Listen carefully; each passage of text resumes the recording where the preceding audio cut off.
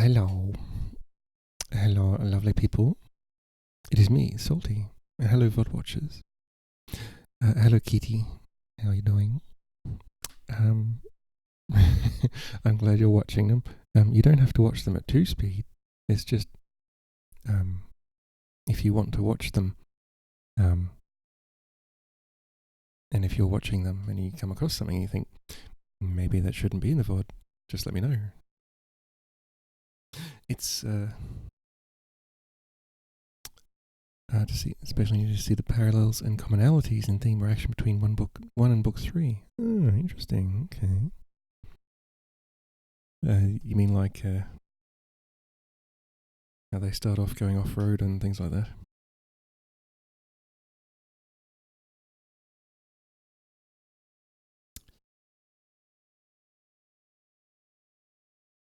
I'm not sure about the similarities, to be honest.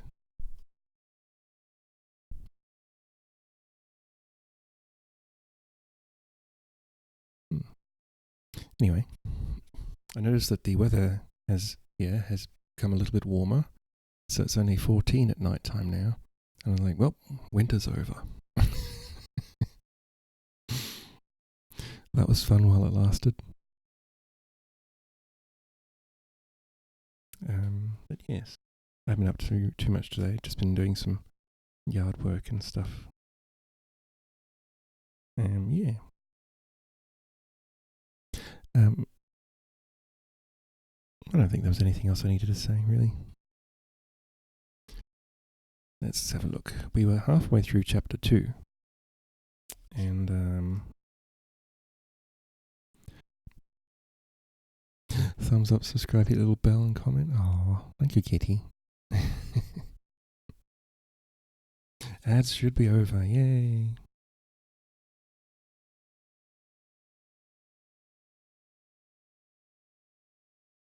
If anyone is curious, that's the featured link, but you get the idea. It's just at Salty Chimkin on YouTube. I was in Falcor the Book Dragon's stream earlier, and Falcor was having a birthday stream. And who else was in there? Talentless Blonde was also in there. And the subject of shoeies came up, and Falcor's mind was blown that people would like drink out of a shoe. I'm just like, really didn't. Yeah, it's like I said, I mod for a streamer who does shoeies, and but she drinks out of a clean shoe. You're doing 2 times so you can watch on replays you do normal speed. Well, I'm just saying that you don't have to make it into a chore, Kitty. Like, it's only if you happen to be watching it. Is all.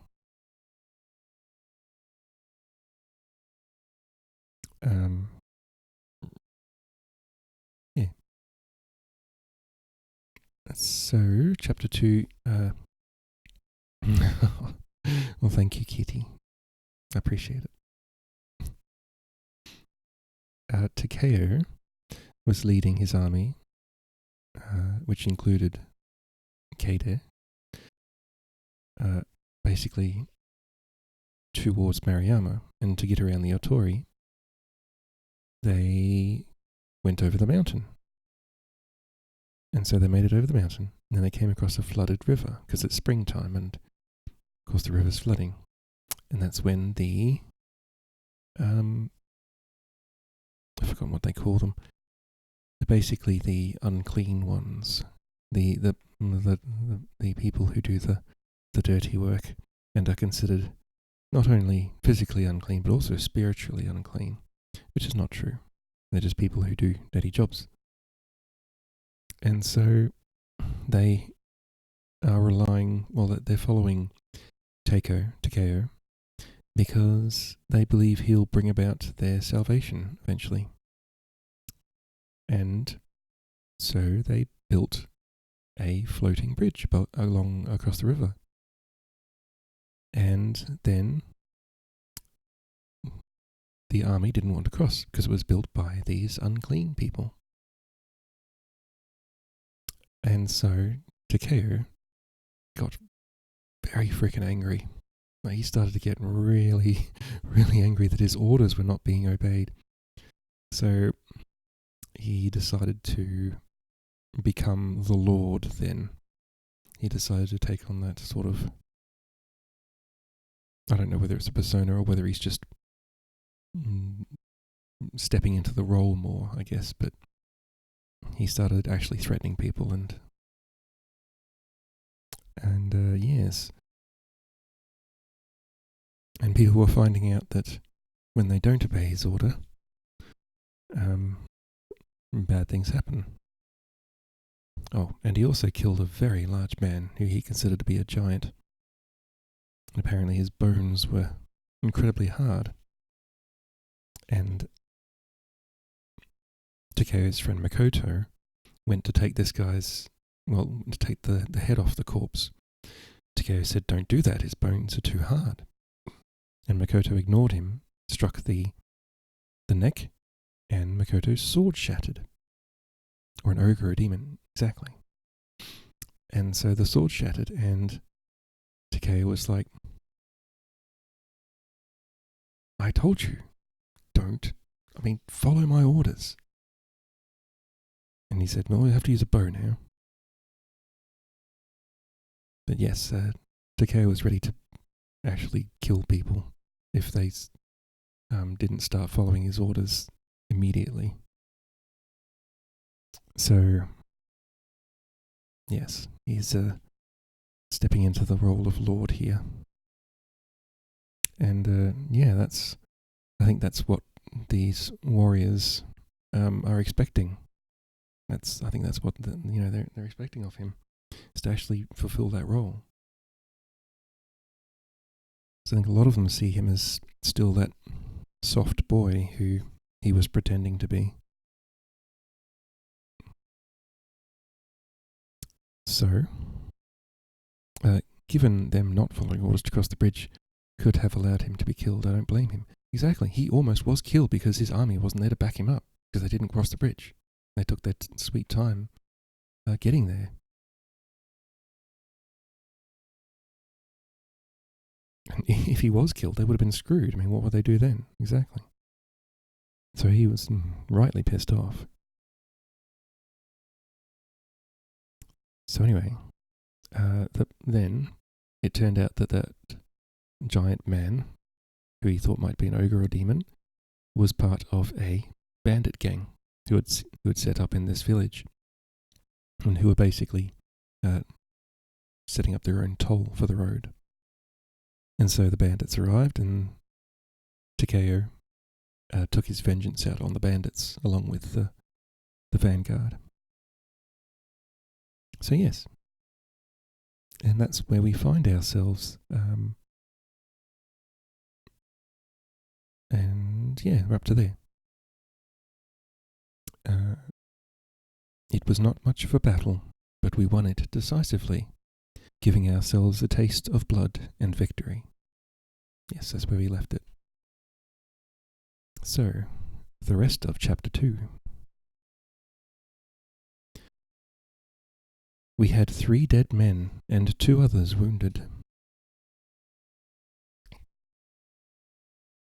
Later, 4 deaths by drowning were reported to me. One of Kahei's companions, Shibata from the Otori clan, knew a little about herbs and healing, and he cleaned and treated the wounds. They really should have a healer if they're an army. Kahei rode ahead to the town to see what he could find in the way of shelter, at least for the women, and Makoto and I organized the rest of the force to move on more slowly. He took over command while I went back to the river, where the last of the men were crossing the floating bridge. Joanne and his companions were still huddled by the water's edge.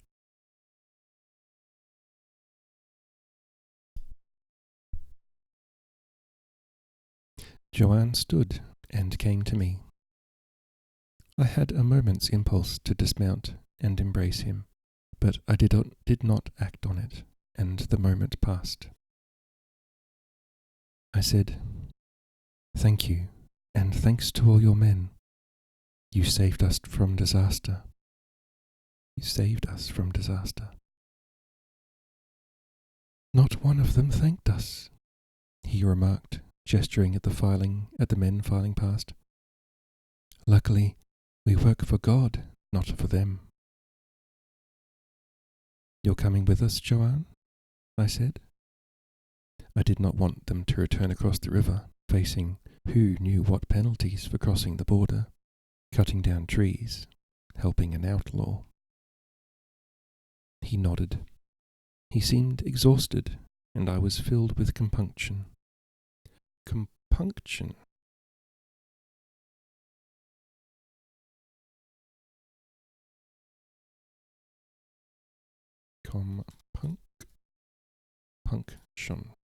Compunction. Wonder if this still works. Oh, it does work. Cool. Compunction. A pricking of conscience or a feeling of regret, especially one which is slight or fleeting. There you go.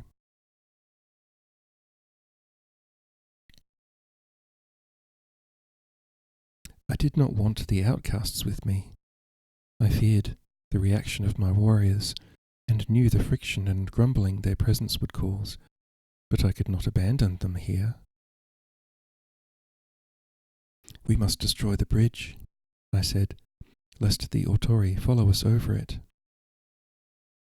He nodded again and called to the others.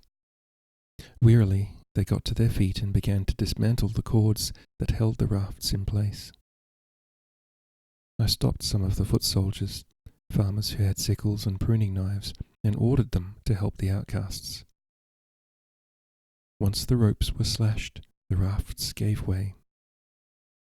The current immediately swept them into the midstream, where the river set about completing their destruction. I watched the muddy water for a moment, called my thanks again to the outcasts, and told them to keep up with the soldiers. Then I went to Kade.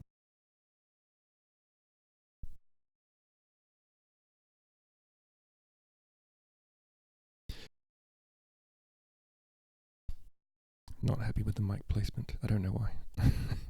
Something feels odd.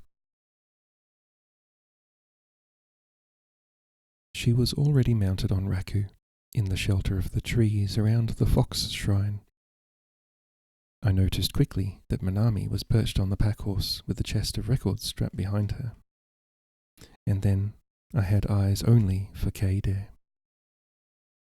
Her face was pale, but she sat straight-backed on the little grey, watching the army file past, with a slight smile on her lips.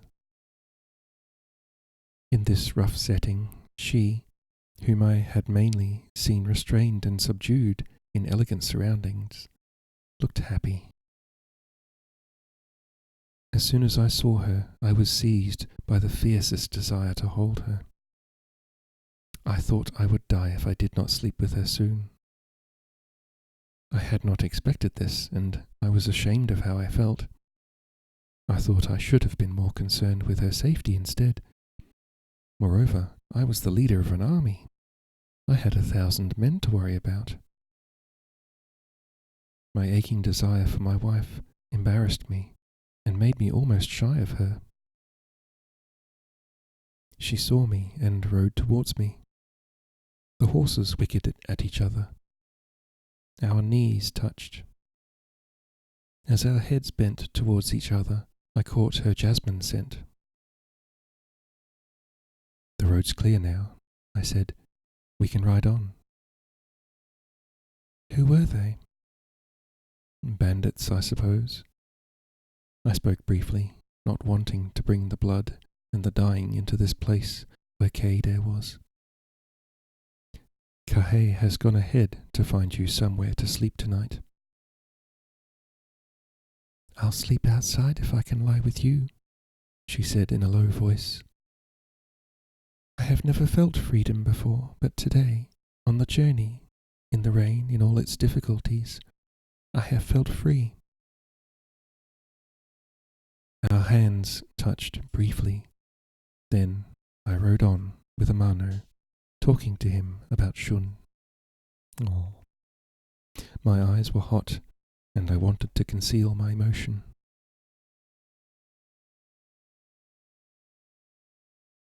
I've never ridden a horse like him before.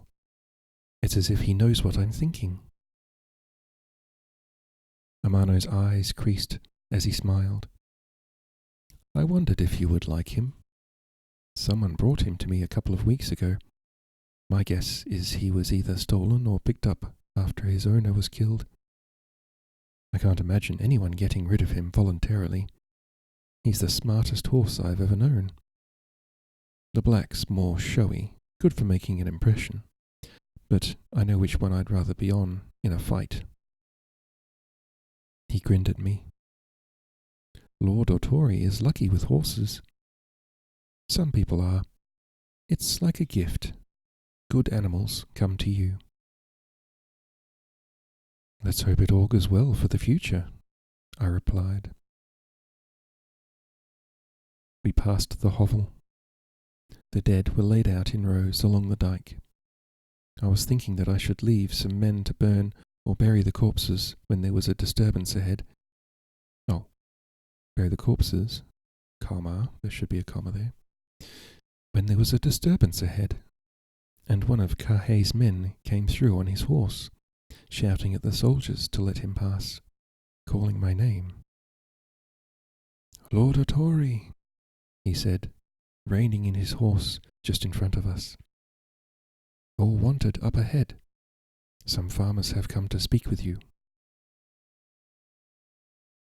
Ever since we'd crossed the river, I'd been wondering where the local people were. Even though the rice fields were flooded, there was no sign of them having been planted.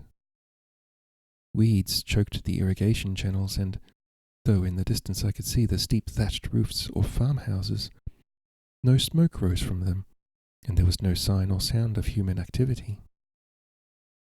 The landscape seemed cursed and empty. I imagined that Jinnamon and his band had intimidated, driven away or murdered all the farmers and villagers. It seemed news of his death had travelled fast, and had now brought some of them out of hiding. I cantered up through the file. The men called out to me, seeming cheerful. Some were even singing. They were apparently unworried by the coming night, apparently had complete faith in my ability to find them food and shelter. In front of the army, Makoto had called a halt. A group of farmers were squatting on their heels in the mud. When I reached them and dismounted, they threw themselves forward. Makoto said, "They've come to thank us. The bandits have been terrorizing this area for nearly 12 months. They've been unable to plant this spring for fear of them. The ogre killed many of their sons and brothers, and many of their women have been abducted." "Sit up," I said to them. "I am Otori Takeo." They sat up, but as soon as I spoke my name, they bowed again. "Sit up," I repeated. "Jinnamon is dead." Down they went again. You may do with his body what you wish. Retrieve your relatives' remains and bury them honourably." I paused. I wanted to ask them for food, but feared they had so little, I would be condemning them to death by starvation once we had moved on. The oldest among them, obviously the head man, spoke hesitantly. "Lord, what can we do for you? We would feed your men, but they are so many." "Bury the dead, and you owe us nothing," I replied. "But we must find shelter tonight. What can you tell us about the nearest town?" "They will welcome you there," he said. "Kibi is an hour or so away on foot. We have a new lord, one of Lord Arai's men. He has sent warriors against the bandits many times this year, but they have always been defeated. The last time his 2 sons were killed by Jin Emon, as was my eldest son. This is his brother, Jiro. Take him with you, Lord Otori. Jiro was a couple of years younger than I was, painfully thin, but with an intelligent face beneath the rain-streaked dirt.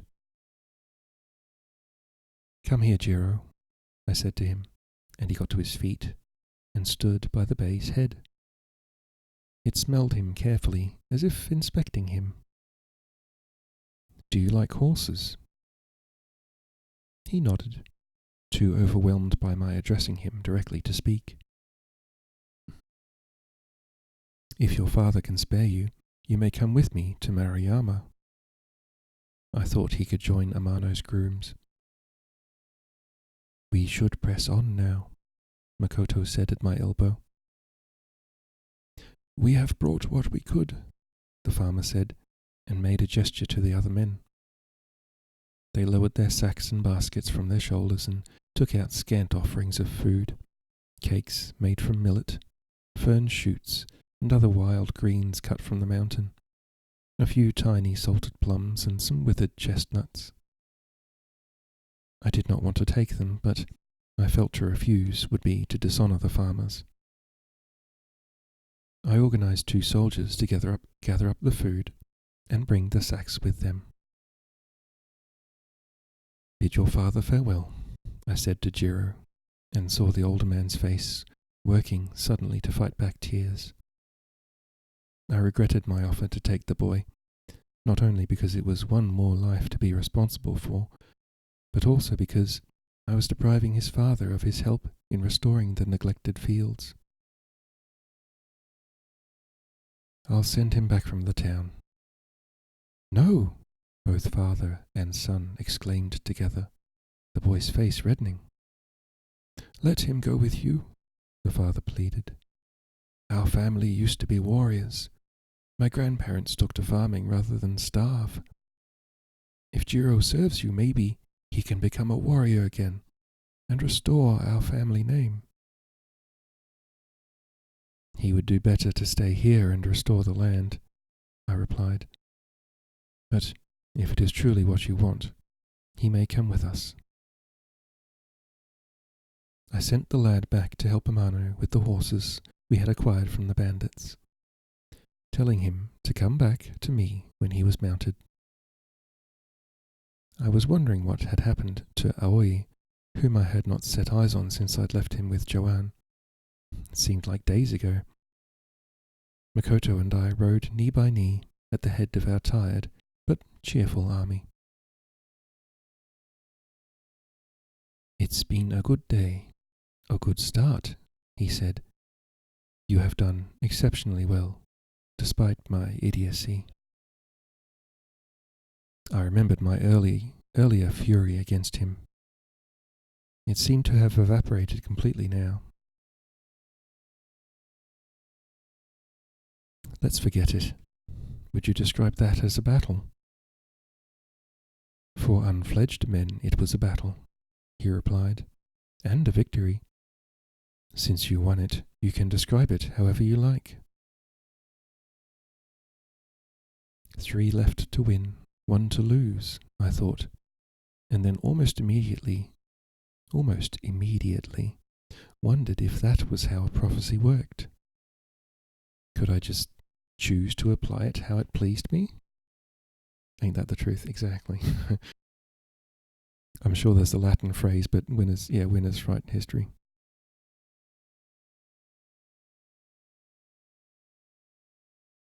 I began to see what a powerful and dangerous thing it was, how it would influence my life whether I believed it or not. The words had been spoken to me, and I had heard them. I would never be able to wipe them from my memory. Yet, I could not quite commit myself to believing in them blindly. Jiro came trotting back on Amano's own chestnut, Ki. Lord Amano thought you should change horses and sent you his. He doesn't think he can save the black horse. It needs to rest its leg and won't be able to keep up. And no one here can afford to keep a creature that can't work. Oh. I felt a moment of sorrow for the brave and beautiful horse. I patted Shun's neck. I'm happy with this one. Jiro slid from the chestnut's back and took Shun's reins. Key's better looking, he remarked. You should make a good impression, Makoto said dryly to me. We changed horses, the chestnut snorting through his nose and looking as fresh as if he'd just come from the meadow. Jiro swung himself up on the bay, but as soon as he touched the saddle, Shun put his head down and bucked, sending him flying through the air. Shun, you naughty horse. The horse regarded the boy in the mud at his feet in surprise, almost as though thinking, what's he doing down there? Makoto and I found it far funnier than it really was, and roared with laughter. Serves you right for being rude about him, Makoto said. To his credit, Jiro laughed too. He got to his feet and apologized gravely to Shun, who then allowed him to mount without protest. The boy lost some of his shyness after that, and began to point out landmarks on the road. A mountain where goblins lived, a shrine whose water healed the deepest wounds, a roadside spring that had never dried up in 1,000 years. I imagined that, like me, he'd spent most of his childhood running wild on the mountain. Can you read and write, Jiro? I asked. A little, he replied. You'll have to study hard to become a warrior, Makoto said with a smile. Don't I just need to know how to fight? I practice with the wooden pole and the bow. You need to be educated as well, otherwise you'll end up no better than the bandits.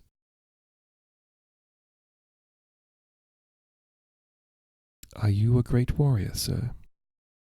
Makoto's teasing encouraged Jiro.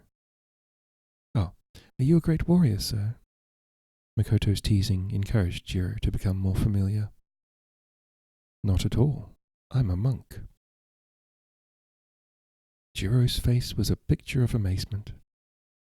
Forgive me for saying so, but you don't look like one.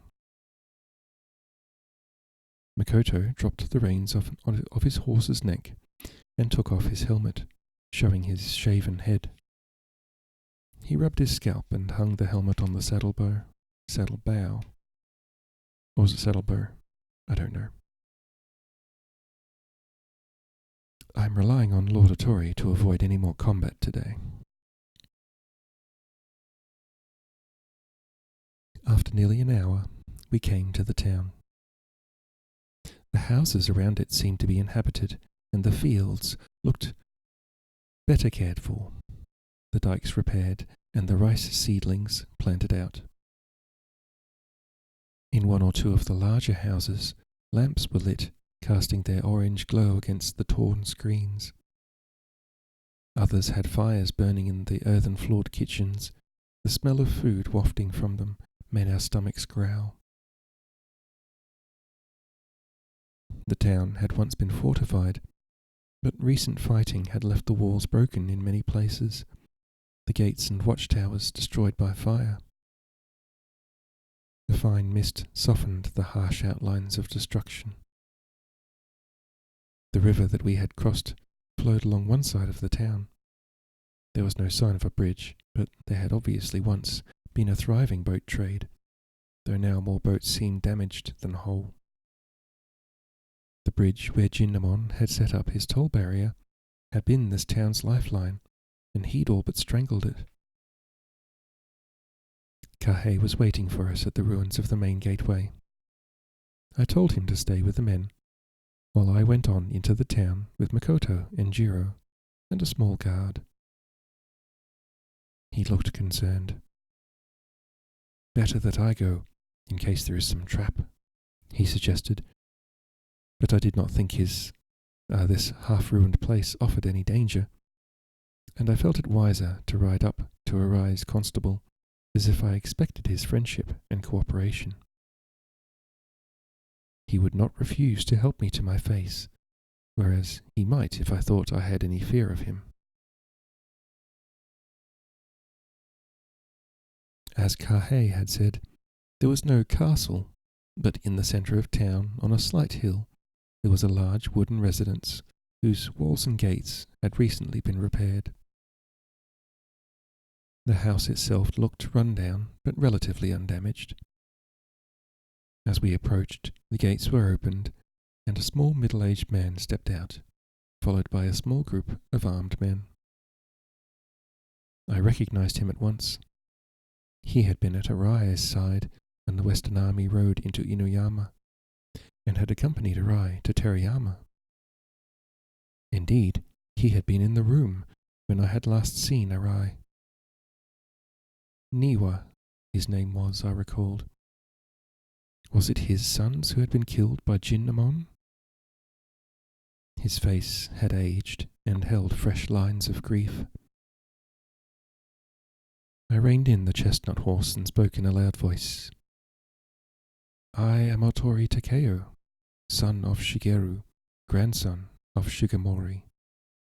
I intend no harm to you or your people. My wife, Shirakawa Keide, and I are moving our army to my wife's domain at Mariyama, and I ask for your help in providing food and lodging overnight. I remember you well, he said. It's been a while since we last met. I am Niwa Junkei. I hold this land by order of Lord Arai. Are you now seeking an alliance with him? That would give me the greatest pleasure, I said. As soon as I have secured my wife's domain, I will go to Inuyama to wait on his lordship.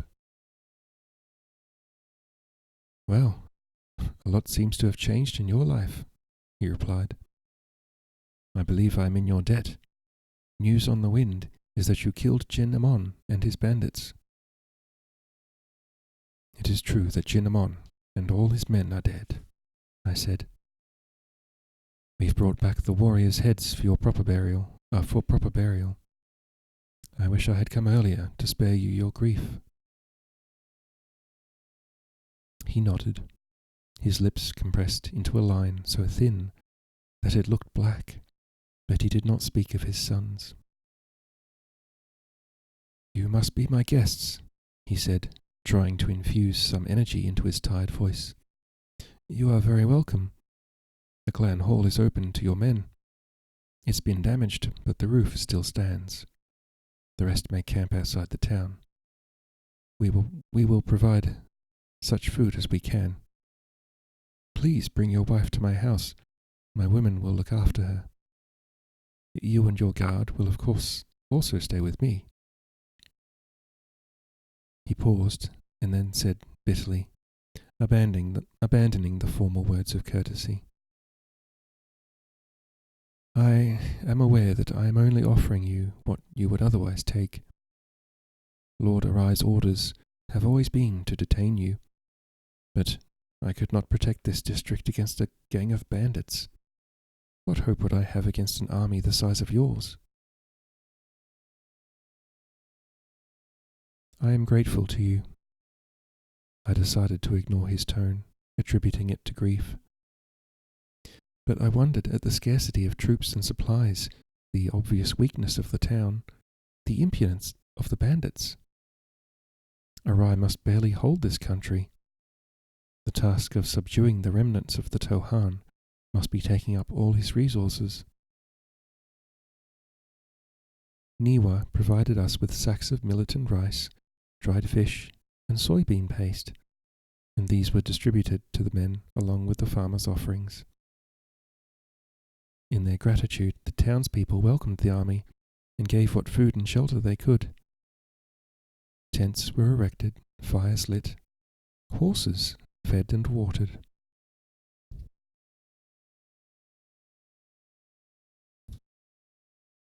I rode around the lines with Makoto, Amano, and Jiro half appalled at my own lack of knowledge and experience, half amazed that, in spite of it, my men were settled down for the first night of our march. I spoke to the guards Kahe had set, and then to Joanne and the outcasts who had camped near them. An uneasy alliance seemed to have grown up between them. I was inclined to watch all night too. I would hear an approaching army long before anyone else, but Makoto persuaded me to go back and rest for at least part of the night. Jiro led Shun and the chestnut away to Niwa's stables, and we went to the living quarters. Keide had already been escorted there and had been given a room, with Niwa's wife and the other women of the household. I was longing to be alone with her, but I realized there would be little chance of it. She would be expected to sleep in the women's room, and I would be with Makoto and Kahe, several guards, and probably next door to Niwa and his guards too. An old woman, who told us she had been Niwa's wife's wet nurse, led us to the guest room. It was spacious and well proportioned, but the mats were old and stained, and the walls spotted with mildew. The screens were still open. On the evening breeze came the scent of blossom and freshly wet earth, but the garden was wild and untended. "A bath is ready, Lord," she said to me, and led me to the wooden bathhouse at the farther end of the veranda. I asked Makoto to keep guard and told the old woman to leave me alone. No one could have looked more harmless, but I was not taking any risks. I had absconded from the tribe. I was under their sentence of death. I knew only too well how their assassins could appear under any guise. She apologized that the water would not be very hot, and grumbled about the lack of firewood and food. It was in fact barely lukewarm, but the night was not cold, and just to scrub the mud and blood off my body was pleasure enough. I eased myself into the tub, checking out the day's damage. I was not wounded, but I had bruises I had not noticed getting. My upper arms were marked by Jinnamon's steel hands. I remembered that all right. But there was a huge bruise on my thigh already turning black. I had no idea what had caused it. The wrist that Akio had bent backwards so long ago at Inuyama, and that I thought had healed, was aching again, probably from contact with Jinnamon's stone bones. I thought I would strap a leather band around it the following day. I let myself drift for a few moments and was on the point of falling asleep when I heard a woman's tread outside. The door slid open and Keide stepped in. I knew it was her, by her walk, by her scent. She said, "I've brought lamps. The old woman said you must have sent her away because she was too ugly. She persuaded me to come instead." The light in the bathhouse changed as she set the lamps on the floor. Then her hands were at the back of my neck, massaging away the stiffness. "I apologized for your rudeness, but she said that where she grew up, the wife always looked after the husband in the bath, and that I should do the same for you." "An excellent old custom," I said, trying not to groan aloud. Her hands moved to my shoulders. The overwhelming desire I'd felt for her came flooding back through me. Her hands left me for a moment, and I heard the sigh of silk as she untied her sash and let it fall to the ground. She leaned forward to run her fingers across my temples, and I felt her breasts brush the back of my neck. I leapt from the bath and took her in my arms. She was as aroused as I was. I did not want to lay her down on the floor of the bathhouse. I lifted her, and she wrapped her legs around me. As I moved into her, I felt the ripplings beginning of her climax. 18+ dream. Our bodies merged into one being, imitating our hearts. Afterwards, we did lie down, though the floor was wet and rough, clinging to each other for a long time. When I spoke, it was to apologize. I was ashamed again of the strength of my desire. She was my wife. I treated her like a prostitute. Forgive me, I said. I'm sorry. I wanted it so badly, Kader said in a low voice. I was afraid we would not be together tonight. I should ask your forgiveness. I seem to be shameless. I pulled her close to me, burying my face in her hair. What I felt for her was like an enchantment. I was afraid of its power, but I could not resist it, and it delighted me more than anything else in life. It's like a spell, Kader said, as though she read my mind. It's so strong, I can't fight it. Is love always like this? I don't know. I've never loved anyone but you. I am the same. When she stood, her robe was soaked. She scooped water from the bath and washed herself. Manami will have to find me a dry robe from somewhere, she sighed. Now I suppose I have to go back to the women. I must try to talk to poor Lady Niwa, who is eaten up by grief. What will you talk about with her husband? I'll find out what I can about Arai's movements, and how many men and domains he controls. It's pitiful here, Kader said. Anyone could take over this place. Do you think we should? The thought had already occurred to me when I'd heard Niwa's words at the gate. I also scooped water from the tub, washed myself and dressed. Can we afford to leave a garrison here? Oh, that's Kader. Can we afford to leave a garrison here? Not really. I think part of Arai's problem may be that he took too much land too fast. He has spread himself very thin. I agree, Kader said, pulling her robe around her body and tying the sash. We must consolidate our position at Mariyama and build up our supplies.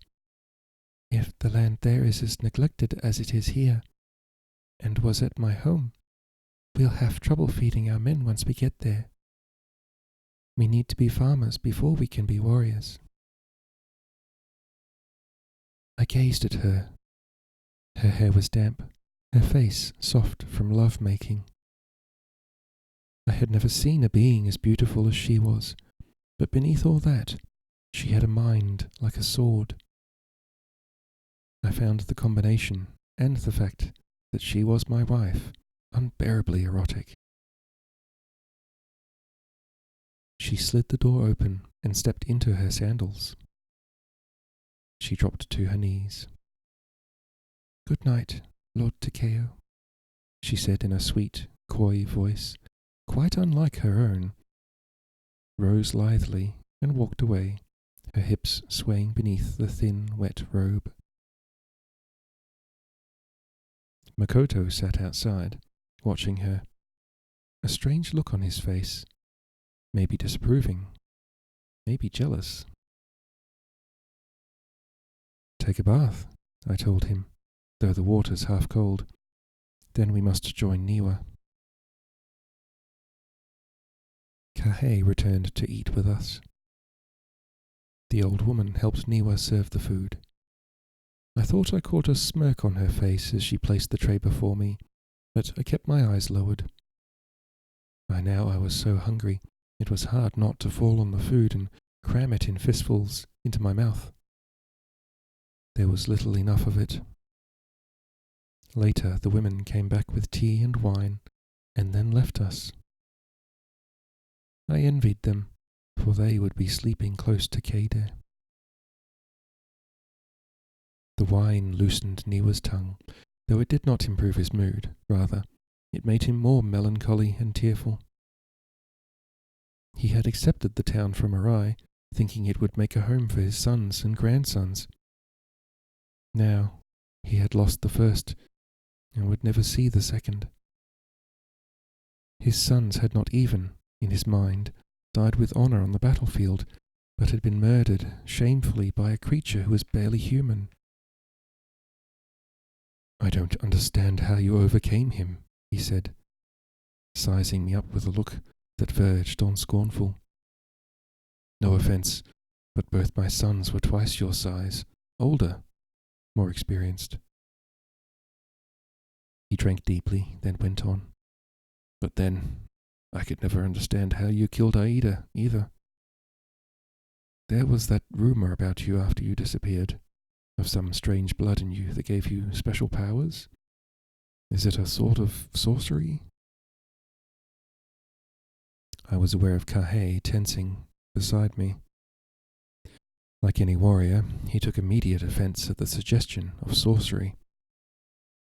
I did not think Niwa was being deliberately insulting.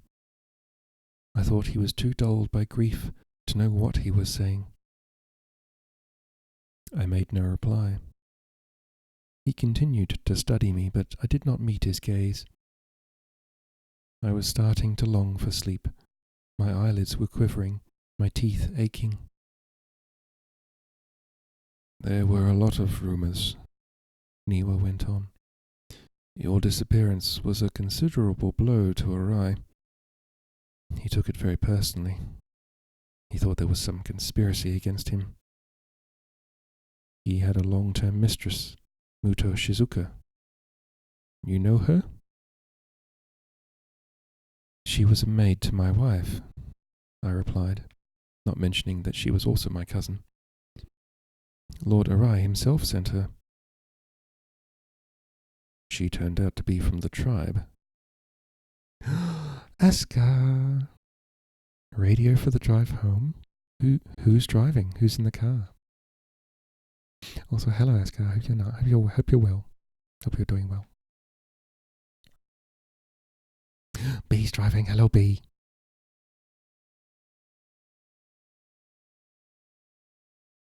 "She turned out to be from the tribe." Well, he'd known all along, but he hadn't realized what it meant. When you went off, apparently to join the tribe, or so everyone was saying, it brought a lot of things to a head. But he broke off, his gaze becoming more suspicious.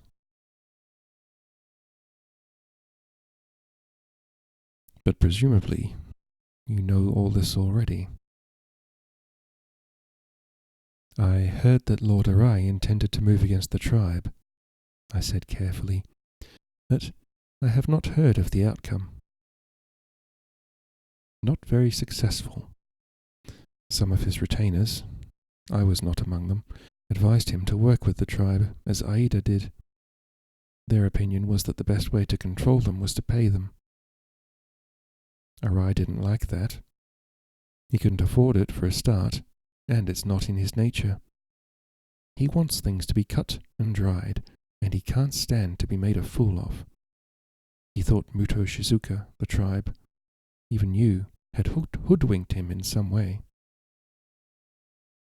"That was never my intention," I said, "but I can see how my actions must have looked to him. I owe him an apology. As soon as we are settled at Mariyama, I will go to him."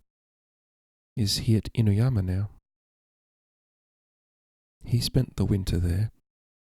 He intended to return to Kumamoto and mop up the last remnants of resistance there.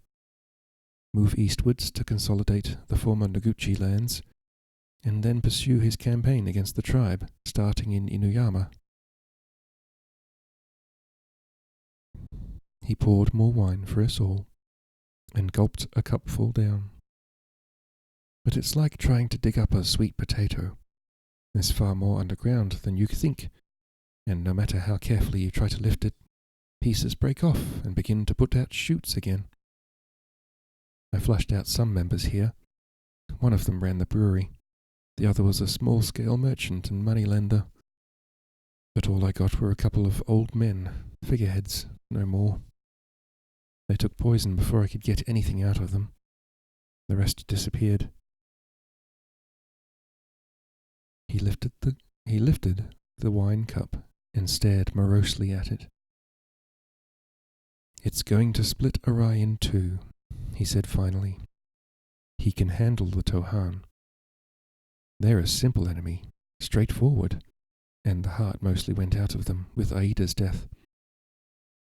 But trying to eradicate this hidden enemy at the same time, he set himself an impossible task, and he's running out of money and resources."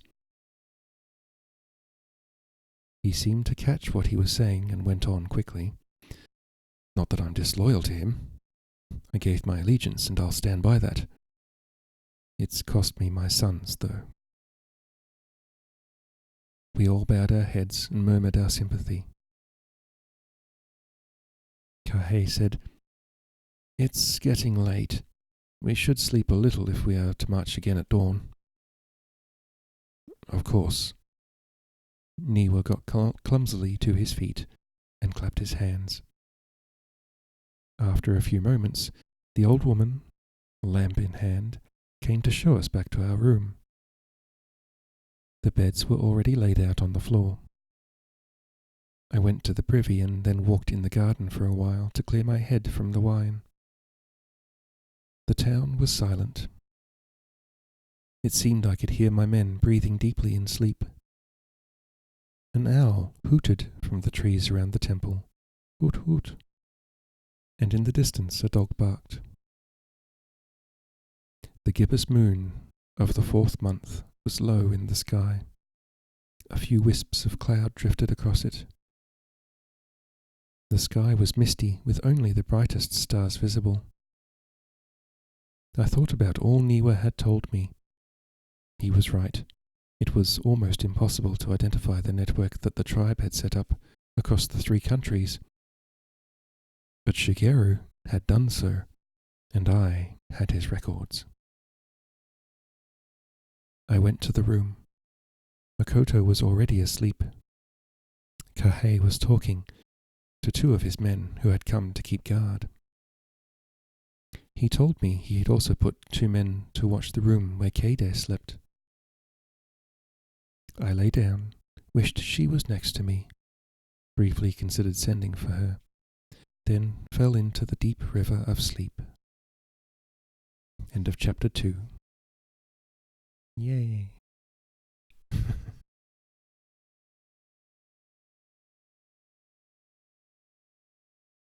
I wasn't expecting the sex scene.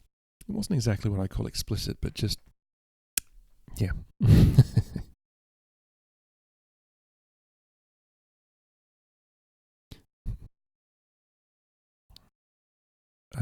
Yes, adult 18 plus. Let's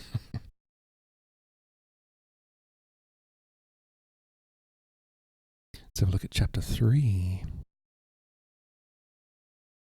I suppose because Takeo and Keide are together now, so the book won't keep flipping back between the 2 of them, because they're in the same place. So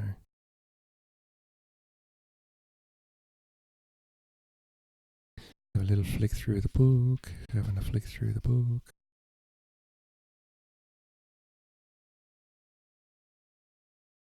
Come on, where is it? Oh, there we are. Oh, short chapter. Perfect. Read that scene? I didn't hear it properly. Oh, okay. Asuka wants me to repeat that scene.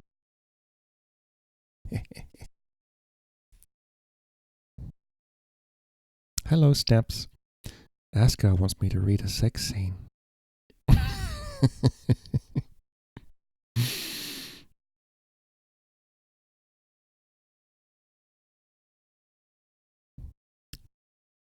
Should I?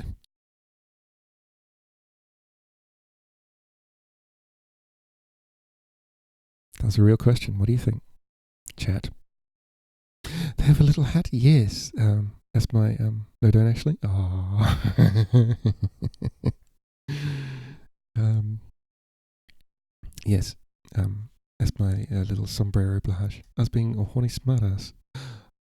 Wait, you don't wanna hear the sex scene again? That's right, it'll be in the VOD when I eventually upload it. It's also on the Twitch VOD, so that's fine. I may have ruined it though, because in the middle of it I said the stream is 18 plus. Still B to pull over. Okay. We're up to chapter 3. So, in chapter 2, yes, they led the army down the mountain, overcame some bandits in a raging river. Takeo almost lost his shit when his men wouldn't obey him immediately, and then they paid the price when when they didn't. And Takeo's like, I'm going to start killing people if you don't obey me.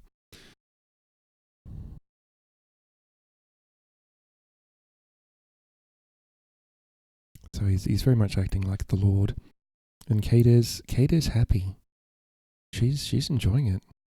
Being the freedom, the travelling, because she's with Takeo and she can, I mean, even though she's his wife, she can basically do what she wants now. They're going to Mariyama. They're going to do what she wanted, which was get her inheritance. And she didn't have to marry Lord, what's his name? Fujiwara. The very creepy person. So, chapter 3. For the next few days, our march to Mariyama continued without event. Nice. The news of Jinnamon's death and the defeat of the bandits had gone ahead of us, and we were welcomed because of it. We moved quickly, with the short nights and long days, making most of the favourable weather before the full onset of the plum rains. As we travelled, Kade tried to explain to me the political background of the domain that was to become hers.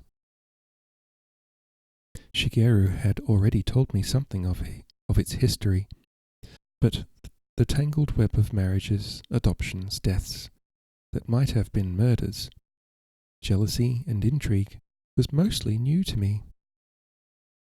It made me marvel anew at the strength of Mariyama Naomi, the woman he had loved, who had been able to survive and rule in her own right.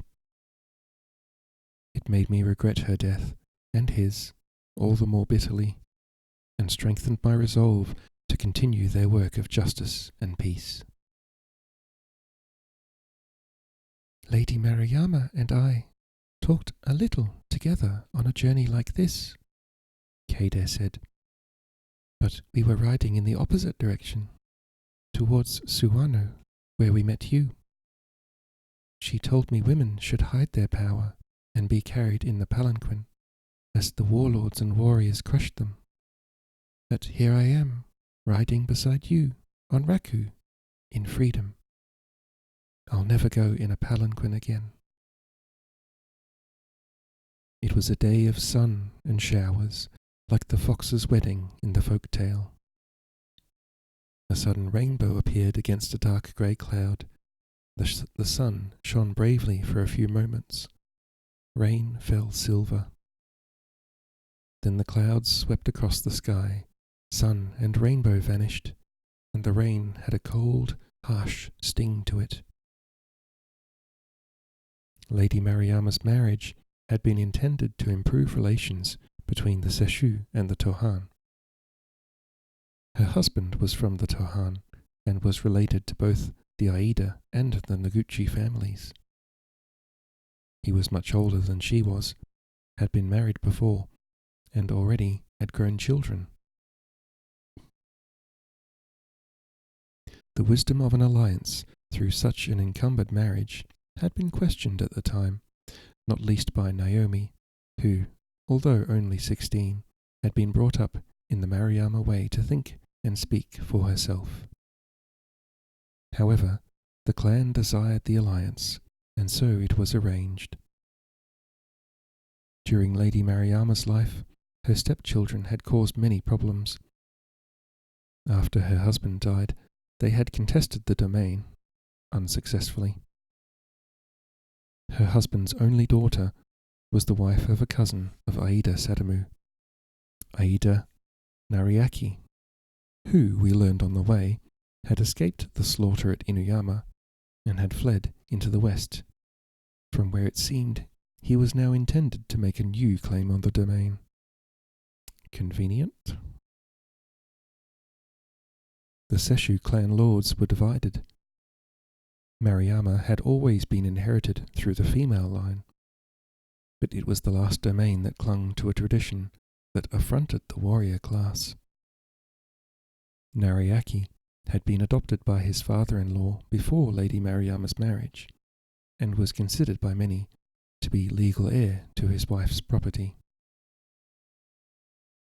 Naomi had been fond of her husband, and grieved genuinely when he died after 4 years, leaving her with a young daughter and a baby son. She was determined her daughter would inherit her estate.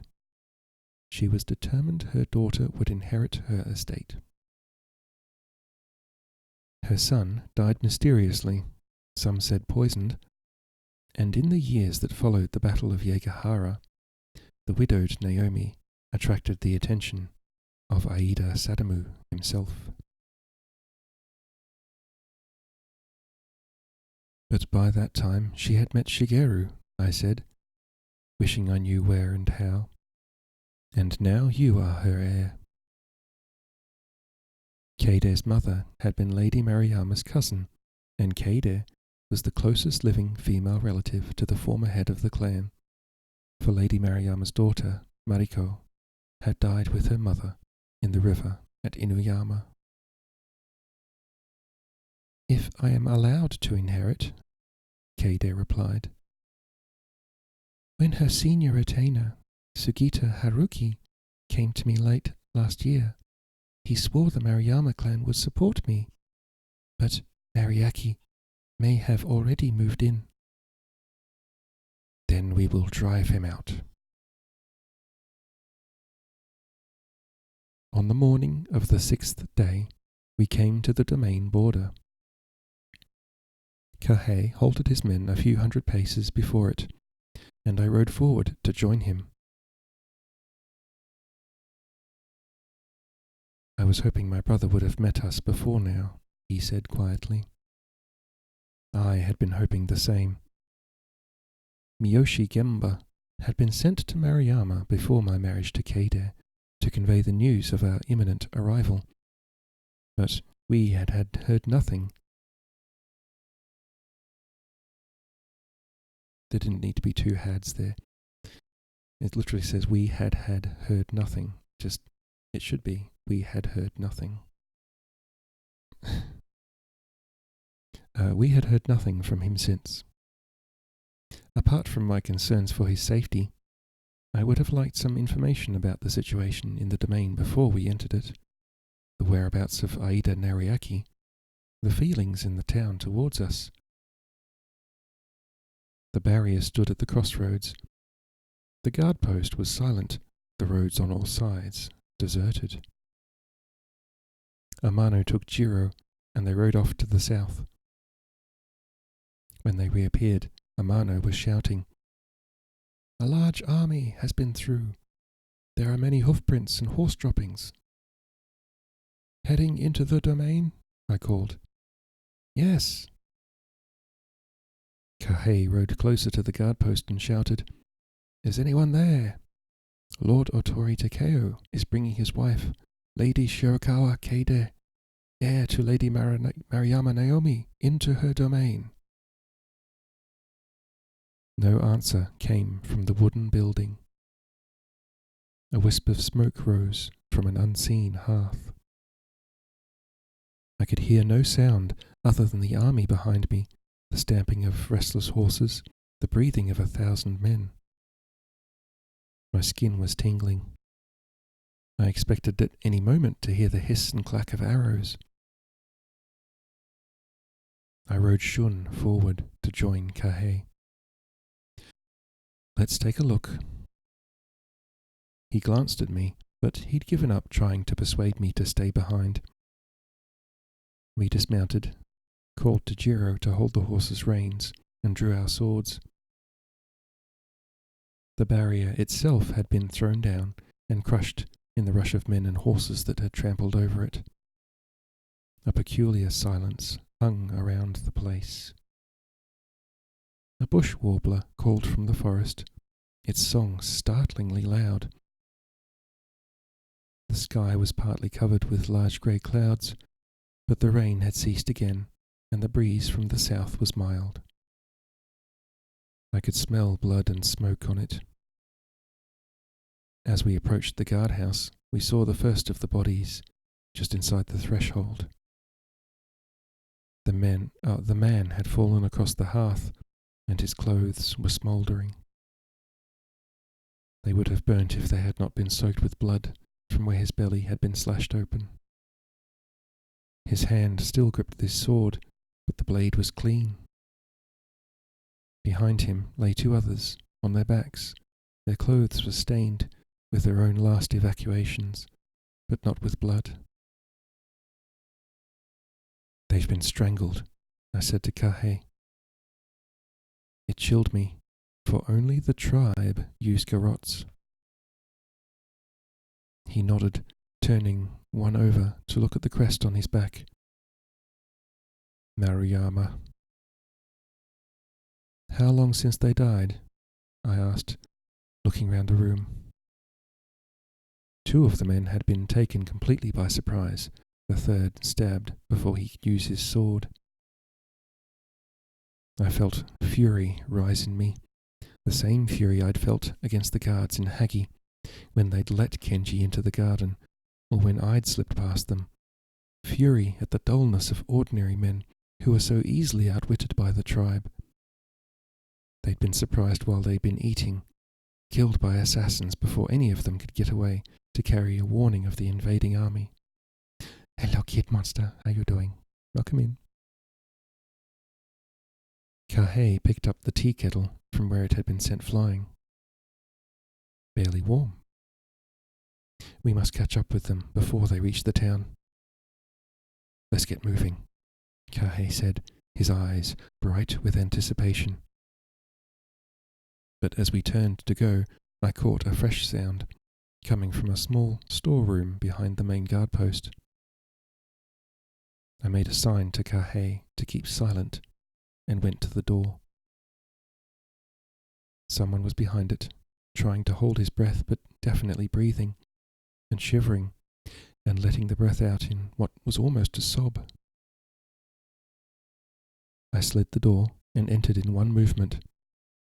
The room was cluttered with bales of rice, wooden boards, weapons, farming implements. "Who's there? Come out!"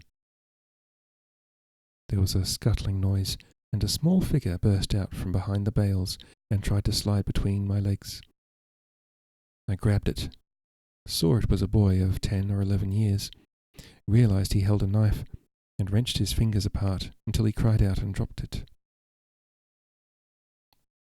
He wriggled in my grasp, trying not to sob. "Stand still. I'm not going to hurt you." "Father, father," he called. I pushed him in front of me into the guard room. "Is one of these your father?" His face had gone white. His breath came raggedly, and there were tears in his eyes, but he still struggled to control himself. There was no doubt he was a warrior's son.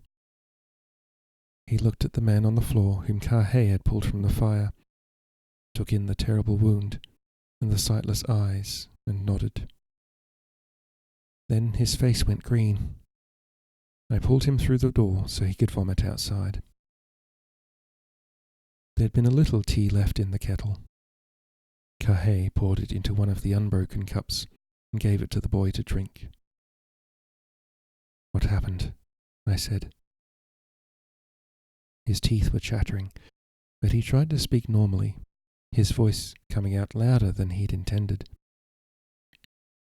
"2 men came through the roof. They strangled Kitano and Surata. Someone else slashed the tethers and panicked the horses. My father ran after them, and when he came back inside, the men cut him open with their knives." He fought back the sob. "I thought they'd gone," he said. "I couldn't see them. They came out of the air and cut him open." "Where were you?" "I was in the storeroom. I hid. I'm ashamed. I should have killed them."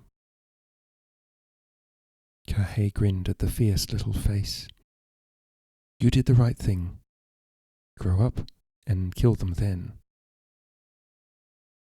"Describe the men to me," I said. They wore dark clothes.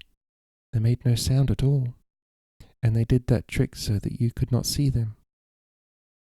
He spat and added, "Sorcery." "And the army that came through?" "Aida Nariaki of the Tohan, together with some Seshu. I recognized their crests." This is a 10-year-old, by the way. "How many?" "Hundreds," he replied. "They took a long time to go past, but it's not so long since the last ones rode through. I was waiting until I thought they'd all gone. I was about to come out when I heard you, so I stayed hidden." "What's your name?" "Sugita Hiroshi, son of Hikaru." "You live in Maruyama?" "Yes, my uncle, Sugita Haruki, is chief retainer to the Maruyama." "You'd better come with us," I said. "Do you know who we are?" "You are Otori," he said, smiling for the first time, a wan, feeble smile. "I can tell by your crests. I think you are the ones we've been waiting for." "I am Otori Takeo, and this is Miyoshi Kahei. My wife is Shirakawa Keide, heir to this domain." He dropped to his knees. "Lord Otori." "Lord Miyoshi's brother came to my uncle. They are preparing men because my uncle is sure Aida Nariaki will not let Lady Shirakawa inherit without a fight. He's right, isn't he?" Kahei patted him on the shoulder. "Go and say goodbye to your father, and bring his sword. It must be yours now. When the battle is won, we will bring him to Maruyama and bury him with honor." This is the upbringing I should have had, I thought, watching Hiroshi come back holding the sword, which almost was as long as he was. My mother had told me not to tear the claws off crabs, not to hurt any living creature, but this child had been taught since birth to have no fear of death or cruelty. I knew Kahei approved of his courage. He had been raised in the same code. Well, if I did not have ruthlessness by now, after my training in the tribe, I would never get it. I would have to pretend it. "They drove off all our horses," Hiroshi exclaimed as we walked past the empty stables. He was shaking again, but with rage, I thought, not fear. "We'll get them back, and more," Kahei promised him. "You go with Jiro and stay out of trouble." "Take him back to the women and tell Manami to look after him," I said to Jiro as I took Shun from him and remounted. "I don't want to be looked after," the boy announced when Kahei lifted him onto the back of Jiro's horse. "I want to go into battle with you." "Don't kill anyone by mistake with that sword," Kahei said, laughing. "We're your friends, remember?" "The attack must have come as a complete surprise," I said to Makoto, after telling him briefly what we'd learned. The guardhouse was hardly manned. Or maybe the Maruyama forces were expecting it and pulled back all their available men to ambush them or attack on more favourable ground, he replied. Do you know the land between here and the town? I've never been here. Has your wife? I shook my head. Then you'd better get that boy back. He may be our only guide. Kahei shouted to Jiro, who had not gone far. Hiroshi was delighted to be brought back again, and he knew a surprising amount about the terrain and the fortification of the town. Maruyama was a hill castle. A sizable town lay on the slopes, and at the foot of the rounded hill on which the castle was built. A sizable town lay on the slopes and at the foot of the rounded hill on which the castle was built. A small, fast-flowing river supplied the town with water and fed a network of canals, kept well stocked with fish. The castle had its own springs. The outer walls of the town had formerly been kept in good repair, and could be defended indefinitely. But since Lady Maruyama's death, and the confusion that had followed Aida's downfall, repairs had not been kept up, and guards were few. In effect, the town was divided between those who supported Sugita and his championship of Kaede, and those who thought it more practical to bend before the wind of fate and accept the rule of Aida Nariaki and his wife, whose claim, they said, also had legitimacy. Where is your uncle now?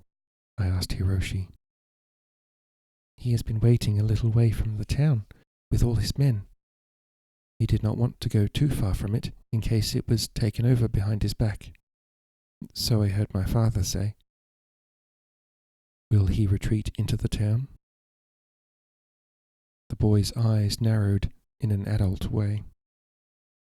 Only if he absolutely has to, and then he would have to fall back to the castle, for the town can no longer be defended. We are very short of food. Last year's storms destroyed much of the harvest, and the winter was unusually hard. We could not stand a long siege. 10 years old, by the way, chat. 10 years old.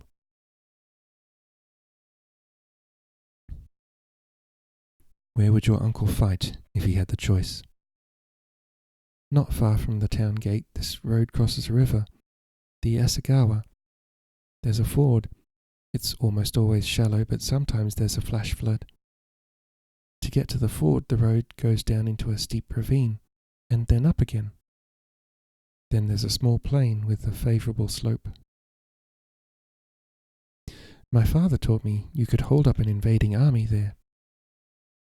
And with enough men, you could outflank them and box them in the ravine. Well spoken, Captain, Kahei said. Remind me to take you with me on all my campaigns. I only know this district, Hiroshi said, suddenly bashful. But my father taught me that in war, one must know the terrain above everything. He would be proud of you, I said. It seemed our best plan would be to press on and hope to trap the forces in front of us in the ravine. Even if Sugita had pulled back into the town, we could take the attacking army by surprise from behind. I had one more question for the boy. You said it's possible to outflank an army in the ravine, so there's another route between here and the plain? He nodded. A few miles further north, there is another crossing. We rode that way a few days ago to come here after a day of heavy rain. There was a sudden flood through the ford. It takes a little longer, but not if you gallop. Can you show Lord Miyoshi the way? Of course, he said, looking up at Kahei with eager eyes. Kahei, take your horsemen and ride with all speed that way. Hiroshi will show you where to find Sugita. Tell him we are coming, and that he is to keep the enemy bottled up in the ravine. The foot soldiers and farmers will come with me. That's good, Hiroshi said approvingly.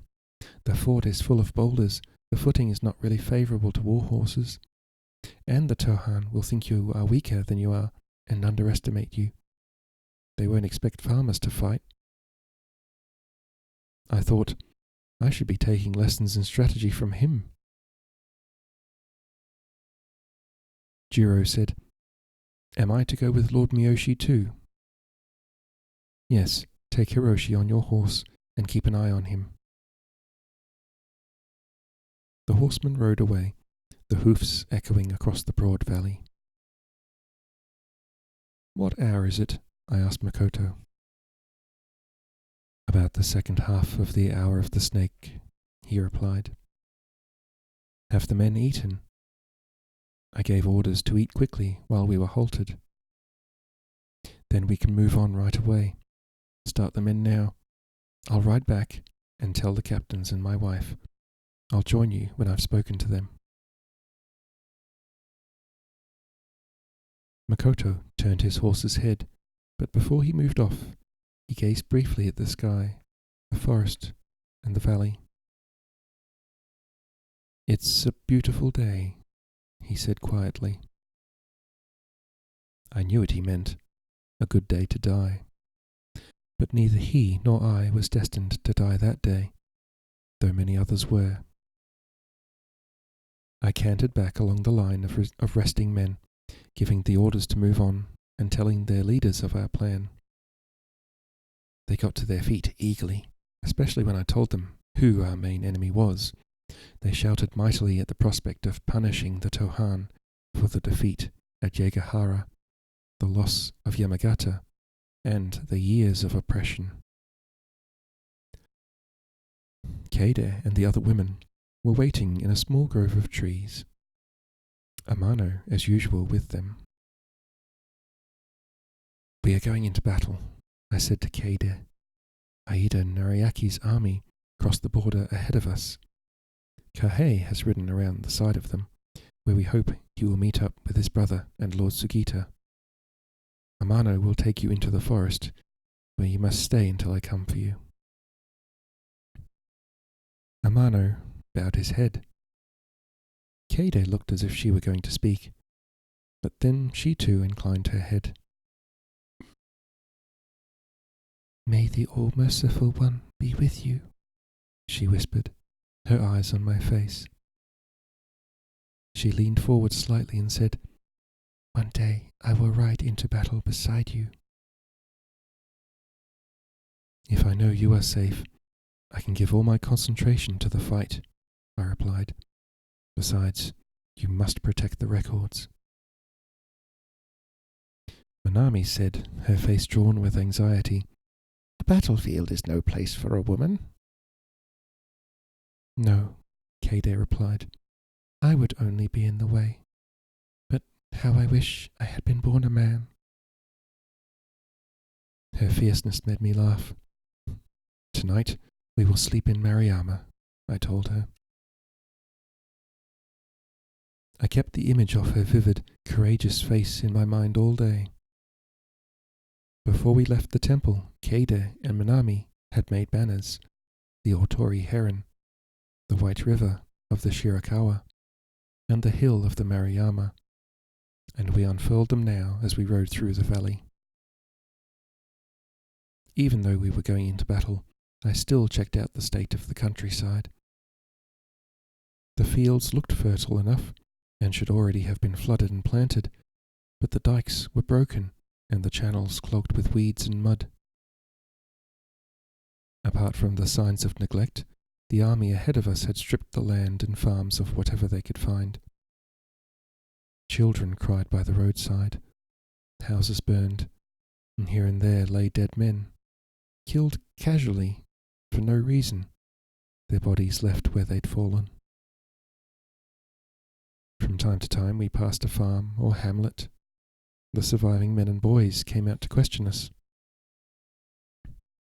Once they learned that we were pursuing the Tohan and that I would allow them to fight, they joined us eagerly, swelling our ranks by about 100. About 2 hours later, when it was well past noon, Maybe coming into the hour of the goat, I heard from ahead the sounds I had been listening for. The clash of steel, the whinnying of horses, the shouts of battle, the cries of the wounded. I made a sign to Makoto, and he gave the order to halt. Shun stood still, ears pricked forwards, listening attentively as I did. He did not whinny in response as though he knew the need for silence. Sugita must have met them here, as the boy said, Makoto murmured. But can Kahei have reached him already? Whoever it is a major battle, I replied. The road ahead disappeared downhill into the ravine. The tops of the trees waved their new green leaves in the spring sunshine. The noise of battle was not so great that I could not also hear birdsong. The bannerman will ride forward with me, I said. You should not go ahead. Stay in the center where it is safer. You'll be too easy a target for bowmen. 'Tis my war, I replied. It's only right that I should be the first to engage in it. The words may have sounded calm and measured. In truth, I was tense, anxious to begin the fight, and anxious to end it. Yes, it is your war, and every one of us is in it because of you. All the more reason for us to try and preserve you. I turned my horse and faced the men. I felt a surge of regret for those who would die, but at least I had given them the chance to die like men, to fight for their land and families. I called to the bannermen, and they rode forward, the banners streaming in the breeze. I looked at the white heron and prayed to Shigeru's spirit. I felt it possess me, sliding beneath my skin, aligning itself with my sinews and bones. I drew Jato, and the blade flashed in the sun. The men responded with shouts and cheers. I turned Shun and put him into a canter. He went forward calmly and eagerly, as though we were riding together through a meadow. The horse to my left was overexcited, pulling against the bit and trying to buck. I could feel all the muscular tension in the rider's body as he controlled the horse with one hand while keeping the banner erect in the other. The road darkened as it descended between the trees. The surface worsened, as Hiroshi had predicted, the soft, muddy sand giving way to rocks, then boulders, with many potholes gouged out by the recent floods. The road itself would have turned into a river every time it rained. We slowed to a trot. Above all the sounds of battle, I could hear the real river. Ahead of us, a bright gap in the foliage showed where the road emerged from under the trees to run along its bank for a few 100 feet before the ford. Silhouetted against the brightness were dark shapes, like the shadows against paper screens that amuse children, writhing and clashing in the contortions of slaughter. I had thought to use bowmen first, but as soon as I saw the conflict ahead, I realized they would kill as many allies as enemies. Sugita's men had driven the invading army back from the plain and were pushing them foot by foot along the river. Even as we approached, some were trying to break ranks and flee. They saw us and ran back in the other direction, shouting to alert their commanders. Makoto had raised the conch shell and now blew into it, its haunting, eerie note echoing from the wall of the ravine on the far side of the river. Then the echo itself was echoed as a reply came from way ahead, too far away for us to see the man blowing it. There was a moment of stillness, the moment before the wave breaks, and then we were among them and the fight had begun. Only the chroniclers writing afterwards can tell you what happens in battle, and then they usually tell only the tale of the victor. There is no way of knowing when you are locked in the midst of it which way the fighting is going. Even if you could see it from above, with eagle's eyes, all you would see would be a quilt of pulsating colour, crests and banners, blood and steel, beautiful and nightmarish. All men on the battlefield go mad. How else could we do the things we do and bear to see the things we see? I realized immediately that our skirmish with the bandits had been nothing. These were the hardened troops of the Tohan and the Seshu, well armed, ferocious, cunning. They saw the heron crest and knew at once who was at their rear. To revenge Aida Sadamu by killing me was the instant goal of half their army. Makoto had been sensible when he suggested I stay protected in the centre. I'd fought off 3 warriors, only saved from the third by Shun's sense of timing, before my friend caught up with me. Wielding his stave like a lance, he caught a 4th man under the chin, knocking him from the saddle. One of our farmers leapt on the fallen warrior and severed his head with a sickle. I urged Shun forward. He seemed instinctively to find a path through the crush, always turning at the right moment to give me the advantage. And Jato leapt into my hand, as Shigeru had once said it would, until it streamed with blood from the point to the hilt. There was a thick knot of men around Makoto and me as we fought side by side, and I became aware of another similar cluster ahead. I could see the Tohan banner fluttering above it. The 2 clusters surged and swirled as men rose and fell around them, until they were so close I could see my counterpart in the centre of it. I felt a rush of recognition. This man wore black armour with a horned helmet, the same as Aida Sadamu had worn when I had looked up at him from beneath his horse's feet in Mino. Across his breast gleamed a string of gold prayer beads. Our eyes met above the sea of struggling men, and Nariaki gave a shout of rage. Wrenching at his horse's head and urging it forward, he broke through the protective circle around him and rode at me. "Otori Takeo is mine," he yelled. "Let no one touch him but me." As he repeated this over and over again, the men attacking me fell back a little, and we found ourselves face to face, a few paces apart. I made it sound as if there was time to think. I'll start again. I make it sound as if there was time to think it all through, but in reality there was none. These scenes returned to me in flashes. He was in front of me. He shouted again, insultingly, but I barely heard the words. He dropped the reins on his horse's neck and lifted his sword with both hands.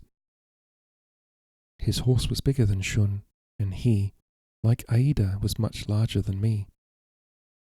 I was watching the sword for the moment it began to move, and Shun was watching it too. The blade flashed. Shun jumped sideways, and the sword hit only air. The impetus of the huge blow dislodged the rider momentarily. As he fell awkwardly against his horse's neck, it bucked, enough to unseat him further. He had to either fall or drop his sword.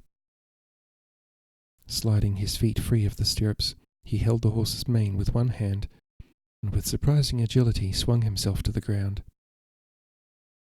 He fell onto his knees, but still held the sword. Then he leapt to his feet, and in the same movement rushed at me with a stroke that would have taken off my leg, if Shun had stood still long enough for it to connect. My men pressed forward, and could easily have overcome him. "Stay back," I shouted. I was determined now to kill him myself, I was possessed by a fury like nothing I had ever known, as different from the cold murders of the tribe as day is from night. I let the reins fall and leapt from Shun's back. I heard him snort behind me and knew he would stand as still as a rock until I needed him again. I stood facing Aida's cousin, as I'd wished I'd faced Aida himself. Ah, that's right, because it was Kaida who actually killed Aida, but nobody else knows.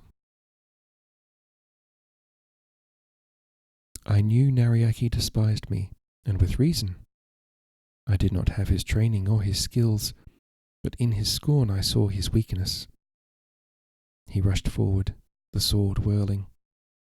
His plan was to try to cut me down with his longer reach. I suddenly saw myself in the hall at Terayama, practicing with Matsuda. I saw Keide's image as I had seen it then. She was my life and my strength. Tonight we will sleep in Maruyama, I promised her again, and the same move came to me. Black blood, I thought. Maybe I even shouted it aloud to Nariaki. You have it, and I have it. We are of the same class. I felt Shigeru's hand within my own, and then Jato bit home, and Aida Nariaki's red blood was spraying my face.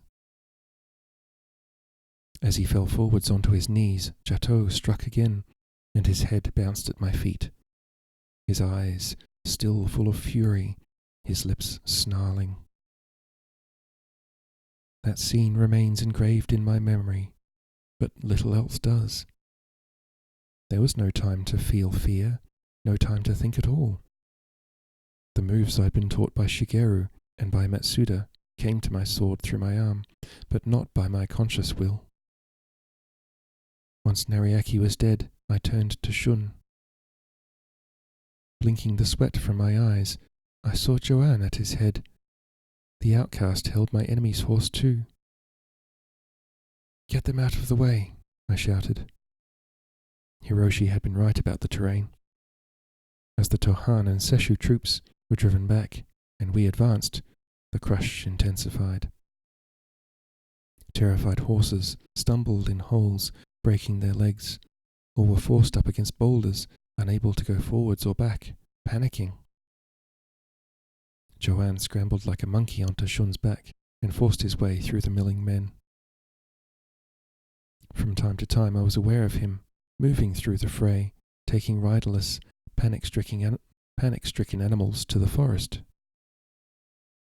As he'd said, there are many tasks in a battle besides killing. Soon I could see the Otori and Maruyama banners ahead of us, and I saw the Miyoshi crest too. The army between us was trapped. They continued to fight savagely, but they had no way out and no hope. I don't think one of them escaped alive. The river foamed red with their blood. After it was all over, and silence had descended, the outcasts took care of the bodies and laid them out in rows. When we met up with Sugita, we walked along the lines of the dead, and he was able to identify many of them. Joanne and his men had already taken charge of dozens of horses. Now they stripped the dead of their weapons and armour, and arranged to burn the corpses. The day had passed without my noticing time. It must have been the hour of the dog. The battle had lasted 5 or 6 hours. Our armies had been roughly equal, a little under 2,000 men on each side, but the Tohan had lost all theirs, while we had less than 100 dead and 200 wounded. Joanne brought Shun back to me, and I rode with Sugita into the forest where Keide had been waiting. Minami had managed to set up camp with her usual efficiency, and had lit a fire and boiled water. Keide knelt on a carpet beneath the trees. We could see her figure through the silver-grey trunks of the beeches, cloaked by her hair, her back straight. As we drew nearer, I saw that her eyes were closed. Manami came to meet us, her eyes bright and red-rimmed. "She's been praying," she whispered. "She sat like that for hours." I dismounted and called her name. Kaede opened her eyes, and joy and relief leapt into her face. She bowed her head to the ground, her lips moving in silent thanks. I knelt before her, and Sugita did likewise. "We have won a great victory," he said. "Aida Nariaki is dead, and nothing now will stop you taking possession of your domain at Maruyama." "I am immensely grateful to you for your loyalty and courage," she said to him, and then turned to me. "Are you hurt?" "I don't think so." The frenzy of battle was fading, and I was aching all over. My ears were ringing, and the smell of blood and death that clung to me was nauseating me. Kaede looked unattainably clean and pure. "I prayed for your safety," she said, her voice low. Sugita's presence made us awkward with each other. "Take some tea," Manami urged us. I realized my mouth was completely dry, my lips caked with blood.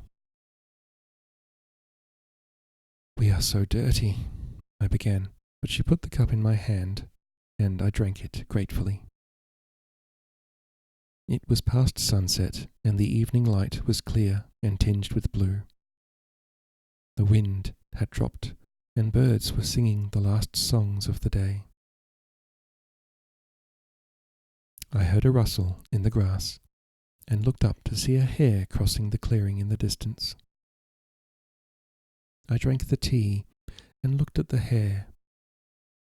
It gazed back at me with its large, wild eyes for many moments before it bounded away. The tea's taste was smoky and bitter. 2 battles lay behind us, 3 ahead, if the prophecy was to be believed. 2 now to win, and 1 to lose. End of chapter 3.